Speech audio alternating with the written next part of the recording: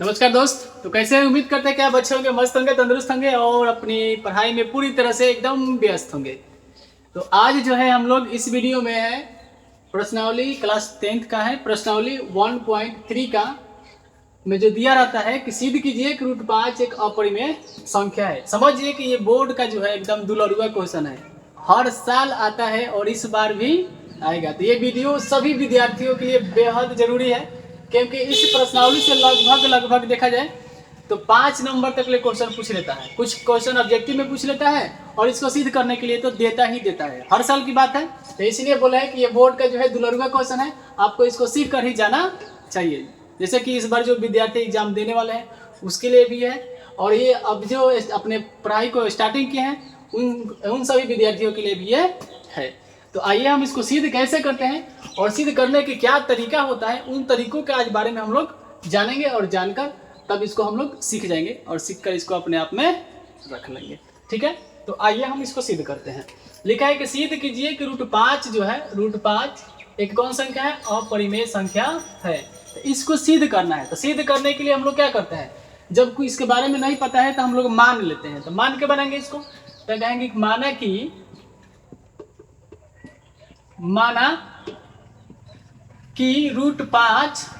√5 एक परिमेय संख्या है। √5 एक कौन संख्या है?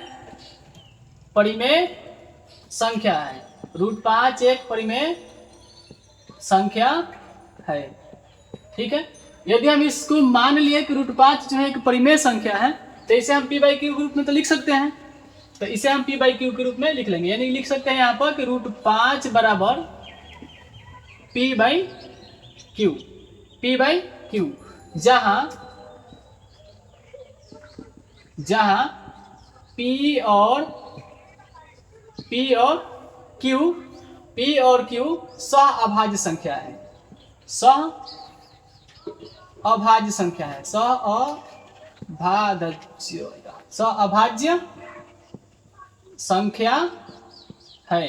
सह-अभाज्य संख्या है तथा q नॉट इक्वल टू 0 है। इस बात को लिखना है कि जहां p और q सह-अभाज्य संख्या है तथा q जो है नॉट इक्वल टू 0 है, यानी q के जगह पर 0 नहीं हो सकता है। और सह-अभाज्य संख्या का मतलब हुआ कि वैसे संख्याएं जिसका HCF, वैसे संख्याओं का समूह जिसका HCF 1 हो, उसे सह-अभाज्य संख्या कहते हैं। ठीक है, अब जो है इसको हम यहाँ पर मान लीजिए कि कुछ नहीं है तो क्या है, 1 है। अब इसको क्रॉस गुना कर लेंगे, तो क्रॉस गुना कर लेंगे तो यहाँ पर हो जाएगा √5, q में गुना करेंगे तो कितना हो जाएगा? √5q। अब बराबर है तो बराबर, फिर p में 1 से गुना होगा तो p हो जाएगा। इतना लिखने के बाद जो है अब आपको यहाँ पर लिख लेना है कि दोनों तरफ वर्ग करने पर, क्या लिखेंगे यहाँ पर कि दोनों तरफ वर्ग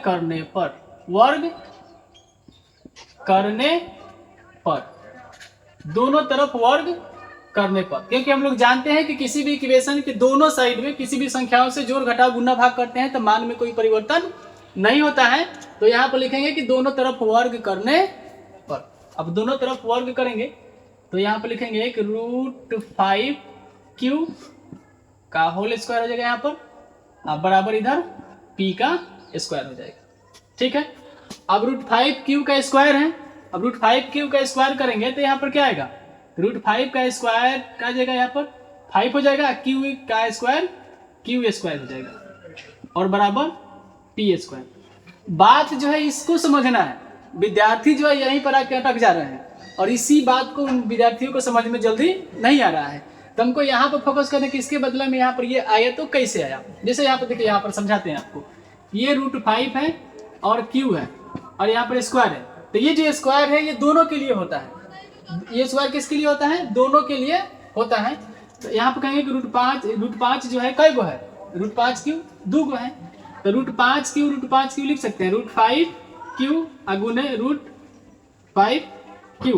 तो देखिए √5 में √5 से गुना होगा तो कितना हो जाएगा? √25 हो जाएगा। और q में q से गुना होगा तो q स्क्वायर हो जाएगा।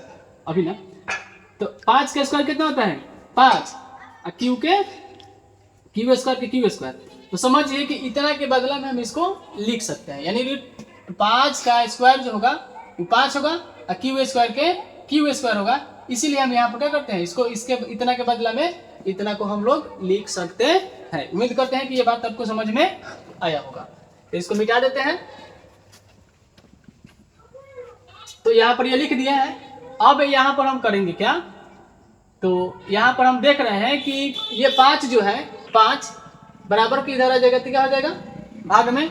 तो 5 की जगह पर यदि हम कोई संख्या रखते हैं तो 5 से कटेगा कि नहीं कटेगा, तो 5 से कट जाएगा। कोई भी संख्या यहाँ पर 5 के पी की जगह पर रखेंगे कोई भी संख्या और 5 से डिवाइड करेंगे तो संख्याएं क्या हो जाती है, 5 से कट जाती है।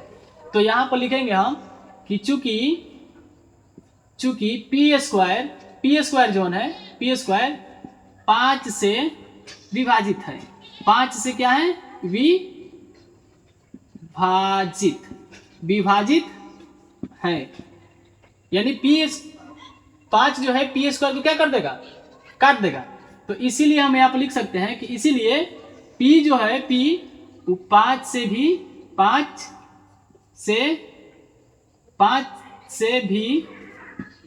विभाजित है, 5 से भी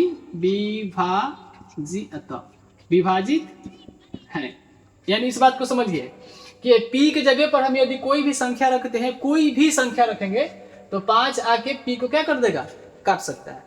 जैसे यहाँ पर मान लीजिए कि यहाँ पर हम कुछ भी एक ही रख देते हैं, 1 से 5 भाग लगाएंगे तो क्या हो जाएगा 0.5 बार में काट सकता है, यानी काट देगा। 2 रखेंगे 2 भी काटेगा, 5 रखेंगे 5 का स्क्वायर कितना होगा 25 होगा, 7 रखेंगे तभी क्या होगा, कोई ना कोई संख्या यहाँ पर रखेंगे तो 5 से उसको डिवाइड करेंगे तो वो जाकर क्या कर देगा, काट देगा। तो यहाँ पर जब काट देगा तो यहाँ से लिखेंगे कि पी स्क्वायर जो है वो 5 से क्या है विभाजित है। तो अगर पी स्क्वायर विभाजित है 5 से तो पी भी 5 से विभाजित होगा। ठीक है, आइए नेक्स्ट यहाँ पे लिखेंगे। अब फिर इसके अगला स्टेप होगा वहां पे लिखेंगे पुनः हम इसको कर लेंगे इक्वेशन नंबर फर्स्ट। अब यहाँ पे लिखेंगे पुनः माना कि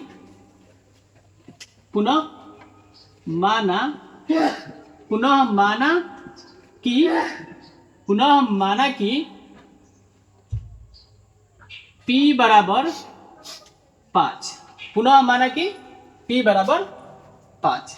ठीक है, इसको फिर मान लिए कि p के जगह पर क्या रखेंगे, 5 रखेंगे। अब यहाँ पे लिखेंगे कि p का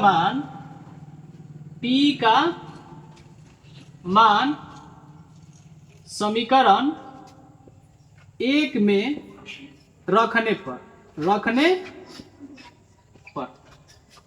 p का मान समीकरण 1 में रखने पर, समीकरण 1 क्या है आपका, ये वाला है, यानी 5 क्यू स्क्वायर है तो क्यू स्क्वायर लिखेंगे अब बराबर के बराबर, अब पी स्क्वायर है तो पी स्क्वायर। नीचे दिखाई दे रहा है यहाँ पर।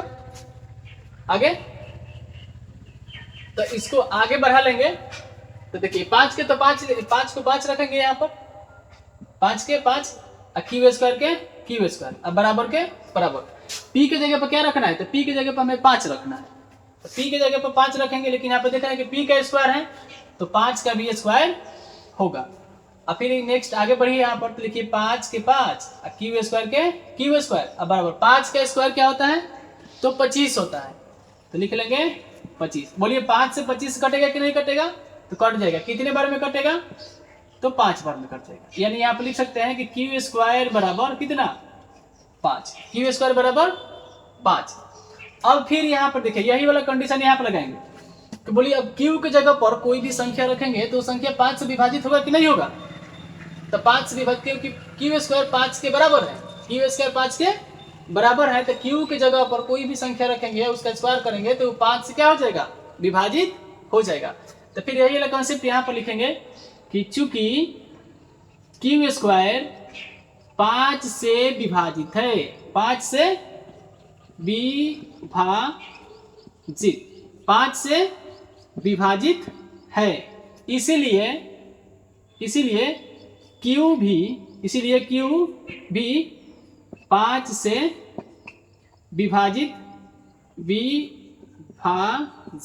विभाजित होगा, इसलिए क्यू भी 5 से क्या होगा, विभाजित होगा। तो अब बताइए कि सह अभाज्य संख्या कहने का मतलब है कि वैसे संख्याओं का समूह जिसका HCF 1 हो उसे सह अभाज्य संख्या कहते हैं।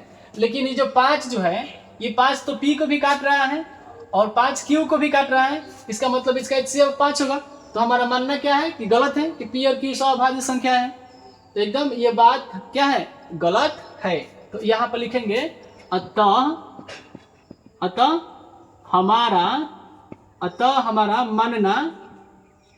मानना गलत है। अतः हमारा मानना गलत है। ठीक है, अतः हमारा मानना क्या है, गलत है। इसलिए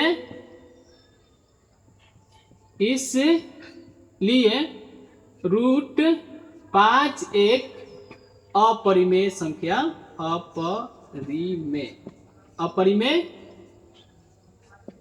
संख्या है। ठीक है, क्यों लिखे ऐसे, क्योंकि यहाँ पर हम देख रहे हैं कि 5 जो है P को भी काट दिया, 5 जो है Q को भी विभाजित कर रहा है। इसका मतलब है कि इसका HCF तो 5 हो जाएगा, 1 तो नहीं होगा। सहभाज्य कहने का मतलब 1 होना चाहिए। अगर 1 होता है तो हम इसको कहते हैं कि परिमेय है, लेकिन 1 नहीं है। इसका मतलब क्या है कि हमारा मानना गलत है। इसीलिए कहेंगे कि इसीलिए √5 एक अपरिमेय संख्या है। उम्मीद करते हैं कि ये बात जो है आपको सब समझ में आया होगा और ये आपको एकदम वेरी इंपॉर्टेंट है। इसको रिवाइज कर लेना है, एकदम रिवाइज करके इसको एकदम रख लीजिए और एग्जाम में एकदम आएगा तो आप फटाक से बनाइएगा और आपका नंबर आराम से मिलेगा। तो उम्मीद करते हैं कि सारी कंसेप्ट जो है आपको समझ में आया होगा और फिर मिलेंगे हम तब तक के लिए नेक्स्ट अगले वीडियो में। आप सभी को बहुत धन्यवाद।